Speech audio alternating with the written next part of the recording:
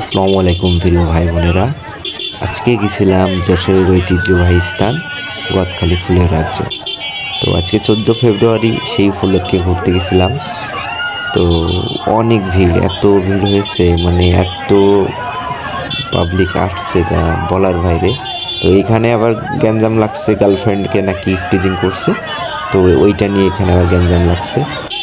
তো আপনারা দেখতে থাকুন পুরো ব্লগটা। কিচ্ছু বলার নাই, এখানে আসলে আপনারা দেখলেই বুঝতে পারবেন যে কি পরিমাণ ভিড় হয়েছে। তো মানে বলার বাইরে, টোটালি পুরো স্থান জুড়ে প্রচণ্ড ভিড়। এই দিক দিয়ে ওই দিক, ডানে বা সামনে পিছনে, কোনো দিক দিয়ে মানে ঘোরার কোনো পরিবেশই নেই। একটা যে ছবি তুলবো সেই পরিবেশটাও পাচ্ছিলাম না, আজকে এমন অবস্থা হয়েছে।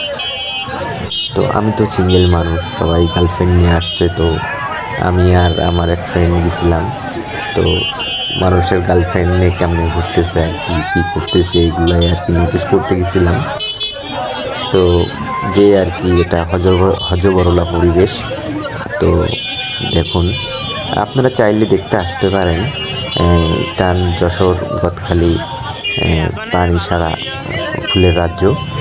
তো আশা করি অনেক ভালো লাগবে। এখানে অনেকগুলো স্পট করছে, তো অনেক সুন্দর মানে সাজানো গোছানো একটা পরিবেশ করছে, মানে ছোটোখাটো একটা পিকনিক স্পট আপনারা বলতে পারেন। চারিদিকে প্রাকৃতিক ফুলের একটি সমাহার। তো আশা করি আপনাদের আসলে অবশ্যই ভালো লাগবে।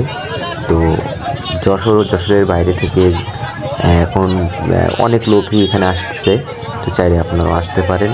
আশা করি জায়গাটা ভিজিট করলে আপনাদের অনেক ভালো লাগবে। স্পটটি ভিজিট করার জন্য আপনাদেরকে আমন্ত্রণ রইল। আর ভিডিওটি ভালো লাগলে অবশ্যই আমার চ্যানেলটি সাবস্ক্রাইব করবেন এবং আমার পাশে থাকবেন। সবাই ভালো থাকবেন এবং সুস্থ থাকবেন, সেই কামনাই করি। আসসালামু আলাইকুম রহমতুল্লাহ।